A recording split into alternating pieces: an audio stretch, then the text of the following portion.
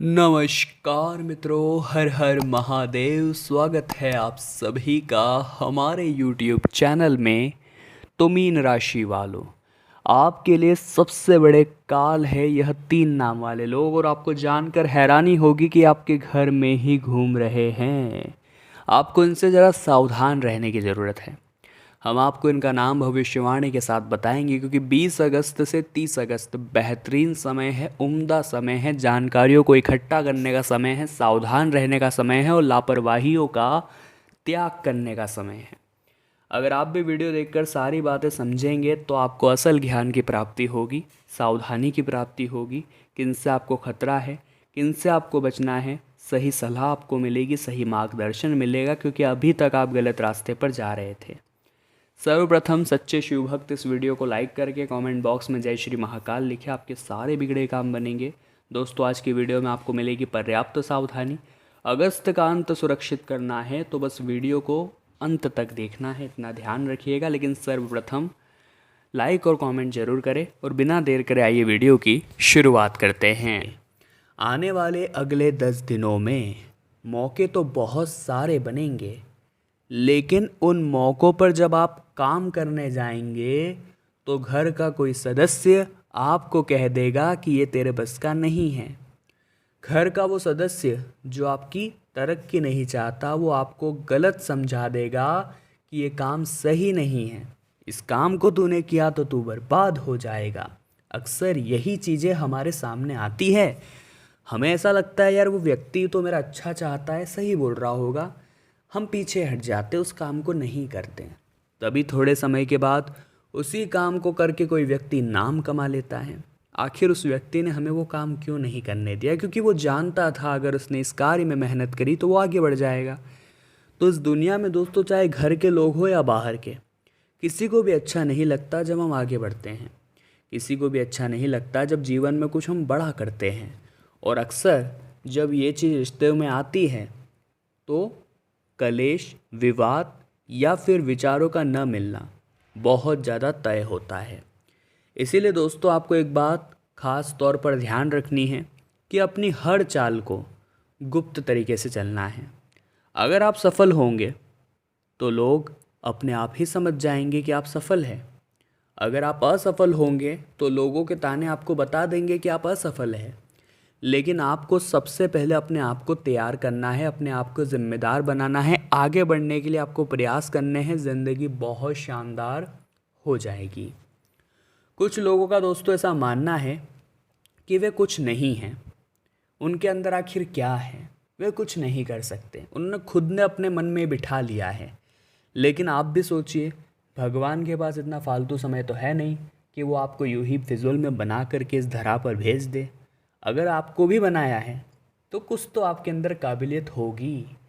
इंसान के अंदर काबिलियत छुपी हुई होती है, जिसे देखने की, बाहर निकालने की ज़रूरत होती है। बहुत सारे लोग जो अपनी काबिलियत पहचानते हैं, वे उसे अपना हुनर बनाकर आज बहुत अच्छा कर रहे हैं। लेकिन आप हर पल यही सोच रहे हैं कि मैं कुछ नहीं हूँ, मैं कुछ नहीं कर सकता। तो देखिए, एक छोटी सी बिजली की मार पूरी पर्वत, पूरे चट्टान को चकनाचूर करके रख देती है। चींटी जब हाथी के कान में चली जाए तो वो हाथी का हाल भी बेहाल कर देती है। एक छोटा सा दीपक जिसे आप अंधकार में जला दीजिए तो वो अंधकार का काम तमाम कर देता है। यानी ये छोटी छोटी चीज़ें जब जीवन में इतना बड़ा बड़ा काम करती है तो आप खुद को कम क्यों आंकते हैं कि मैं क्यों नहीं कुछ कर सकता। यहाँ से ही तो मोटिवेशन उठाने की ज़रूरत है। यही से तो जीवन में आगे बढ़ने का विचार करने की ज़रूरत है। देखिए, रूप, रंग, आकार, कद काठी कुछ मायने नहीं रखता। मायने रखता है आपका आत्मविश्वास, कि आप जीवन में कितना आगे की सोचते हैं। मायने रखता है कि जीवन में आपका उद्देश्य क्या है। चाहे फिर आप किसी भी अवस्था में हो, उसे पाने के लिए आप जी जान लगा सकते हैं, इस बात में कोई बुराई नहीं है। लेकिन जब भी आप आगे बढ़ते हैं, आपके पंखों को काट दिया जाता है। क्योंकि घर के कुछ सदस्य आपके लिए काल बने हुए, उनका नाम आगे वीडियो में हम बताएंगे। जब आप उनका नाम जानेंगे तो आपके भी होश उड़ जाएंगे। शुरू से लेकर अंत तक आप वीडियो को देखें, सावधानियां अब हम बताने वाले हैं। अंत में दो उपाय भी देंगे जो आपके बहुत काम आएंगे और आपके घर के अंदर से, आपके अंदर से नकारात्मकता का अंत करेंगे। लेकिन आपको वीडियो को बिल्कुल अंत तक देखना होगा। ये जो 20 से 30 अगस्त का समय है दोस्तों, इसे हमें किसी भी सूरत में शानदार बनाना है। मतलब ध्यान रखना है सबसे पहला कि गलती ना हो। गलतियाँ किन किन क्षेत्रों में नहीं करनी है। सबसे पहला क्षेत्र है दोस्तों व्यापार। व्यापार इंसान को ऊंचाइयों पर लेकर जाता है। अगर आप एक नौकरी करते हैं तो आपकी तनख्वाह सीमित होती है और उस सीमित तनख्वाह में आप उतना आगे नहीं बढ़ सकते जितना व्यापार से बढ़ सकते हैं।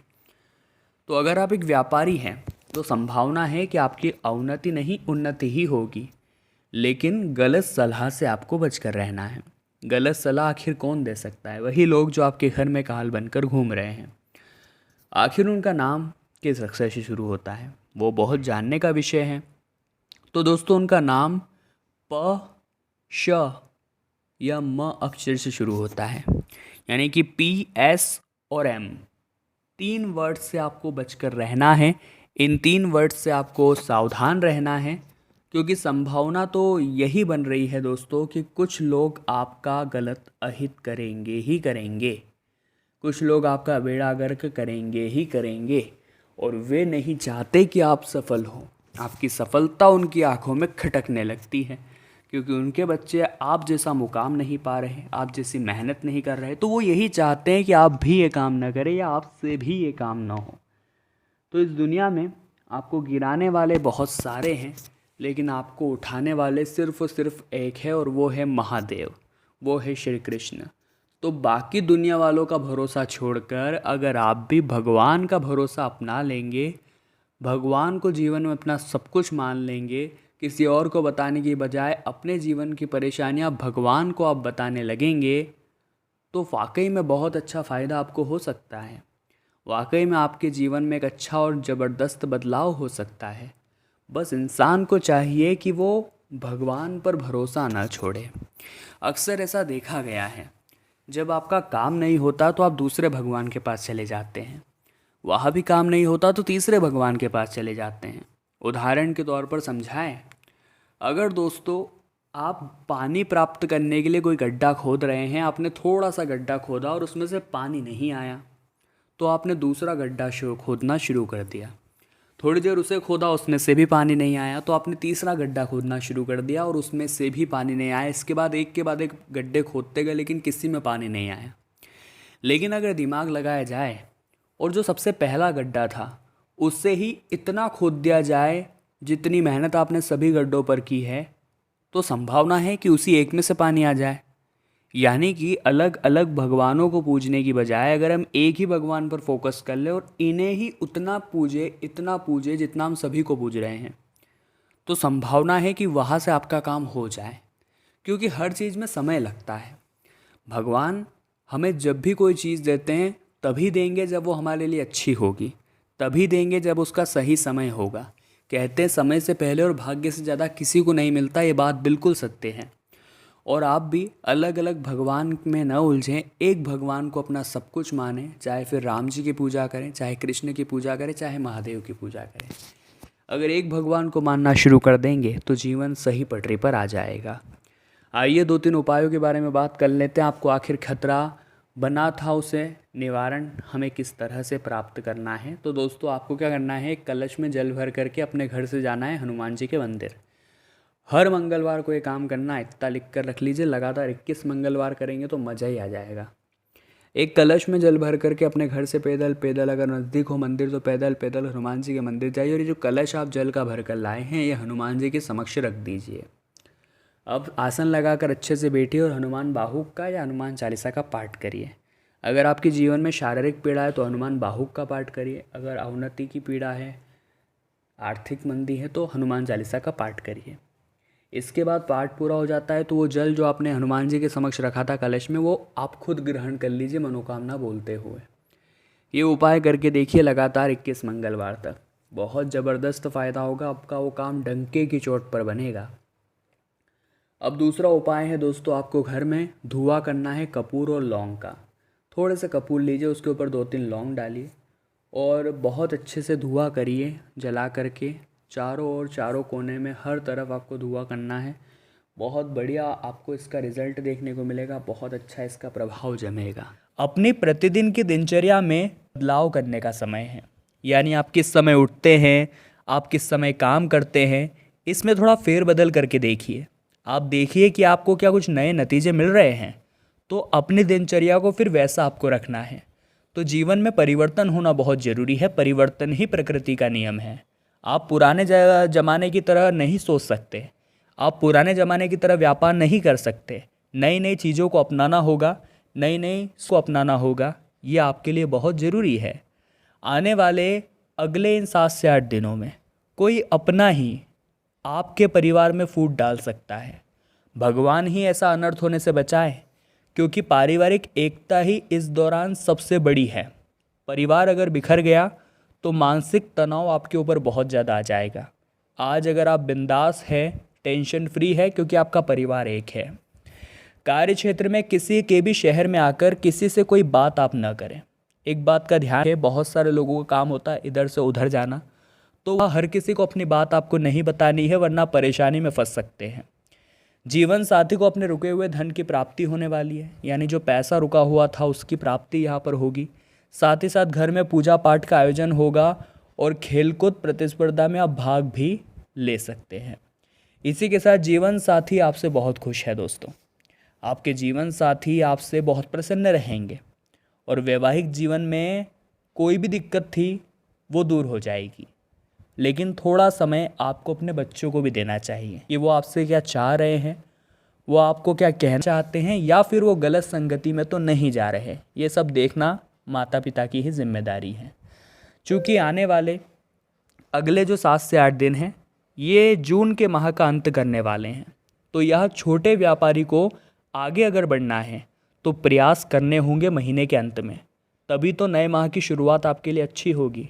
अपने खर्चों को भी काफ़ी नियंत्रित करके चलना है। आपके मित्र की सहायता से आपको बहुत अच्छे अवसर प्राप्त होंगे। लेकिन दोस्तों हैं, अगर इंसान भेड़चाल चलेगा तो वो वही प्राप्त करेगा जो भीड़ में सबको मिल रहा है। लेकिन वो अलग हटकर अपने दम पर कुछ काम करेगा तो उसे मिलेगी एक अलग पहचान, उसे मिलेगा एक अलग नाम, और लोग उसे उसके नाम से, उसके काम से जानेंगे। इसलिए कोशिश यही करनी है कि भेड़चाल आप न चले और कुछ हटके करके दिखाएं। जीवन में कई अहम मुद्दों पर घर वालों के साथ बैठकर आप बातचीत कर सकते हैं। ऐसे में 3 बड़े झटके यहाँ पर आपको लगने वाला है। सबसे पहला झटका दोस्तों, ज़रा ध्यान दीजिएगा। अगर आप एक नौकरी पेशा इंसान हैं तो आपको छुट्टी की ज़रूरत पड़ेगी, लेकिन आपको छुट्टी नहीं दी जाएगी, क्योंकि ऑलरेडी आपके सहकर्मी छुट्टी पर रहेंगे। तो वहाँ पर आपको एक झटका लग सकता है, क्योंकि एक तो आपके ज़रूरी कार्य में आपको छुट्टी नहीं मिलेगी, दूसरा वो लोग वहाँ अनुपस्थित है तो उनका काम भी आपको करना पड़ेगा। तो यहाँ पर एक मानसिक तनाव उत्पन्न होगा जो आपको चिड़चिड़ा बना सकता है। सचेत और सावधान रहिएगा। दूसरा झटका जो है दोस्तों, वो विद्यार्थियों को लगने वाला है। अगर आप सोच रहे थे कि गलत तरीके से आप पास हो जाएंगे, एग्ज़ाम पेपर बाद में लीक हो जाएगा, या कोई दोस्त आपकी मदद कर देगा, या किसी भी तरह आप निकल जाएंगे, तो यहाँ पर एक बहुत बड़ा झटका लगेगा और आपकी गलतफहमी दूर हो जाएगी। समय पर पढ़ाई लिखाई करना शुरू कर दीजिए, क्योंकि अंत समय पर जब आप इन तरह के चक्करों में फंसेंगे तो कोई आपके काम नहीं आएगा। तीसरा झटका स्वास्थ्य को लेकर लग सकता है। बहुत सतर्क, बहुत सावधान रहिएगा। कई बार दोस्तों हमें ऐसा लगता है कि जीवान बड़ी चटोरी है और इसे संतुष्ट किया जाए, तो हम मनगढ़ंत कुछ भी खा लेते हैं, जो मन में आया उठाकर हम खा लेते हैं। एक के बाद एक देखते नहीं क्या खाने के क्या नियम हैं और बेबाक खाते रहते हैं। अक्सर ऐसा तब होता है जब हम बाहर कहीं घूमने जाते हैं या किसी नए शहर में जाते हैं, तो आपको अपने खान पान पर कंट्रोल बना कर रखना है, वरना ये तीसरा झटका स्वास्थ्य प्रभावित करेगा और इस कदर करेगा कि आप उस ट्रिप को या उस जगह को एंजॉय ही नहीं कर पाएंगे। कुछ सावधानियां आगे वीडियो में हम आपको बता रहे हैं और अंत में 2 उपाय भी देंगे, तो थोड़ा सा समय निकाल कर वीडियो को आप अंत तक देखते रहें। प्रेम संबंधों में काफ़ी मधुरता देखने को मिल रही है, लेकिन कोई अन्य व्यक्ति होगा जो दखलंदाजी करेगा, आपके रिश्तों में मनमुटाव पैदा करेगा। जीवन साथी का भरपूर सहयोग मिल रहा है। हमने आपको बताया था आपका जो दाम्पत्य जीवन है बहुत सुनहरा है, बहुत शानदार है। लेकिन अगर आप मन की शांति चाहते हैं तो आपको धार्मिक कार्यक्रमों में अपना समय देना होगा, भगवान के मंदिर जाकर नाम जाप करना होगा। जीवन में अशांति सभी के हैं, जीवन में तनाव सभी के हैं, लेकिन जो इंसान रोजाना 1 लोटा जल शिवलिंग पर चढ़ाता है वो शांति की अहमियत जानता है। जो रोजाना भगवान के मंदिर जाकर नाम जापता है उसे पता है कैसे खुश रहा जाता है भगवान का नाम ले ले करके।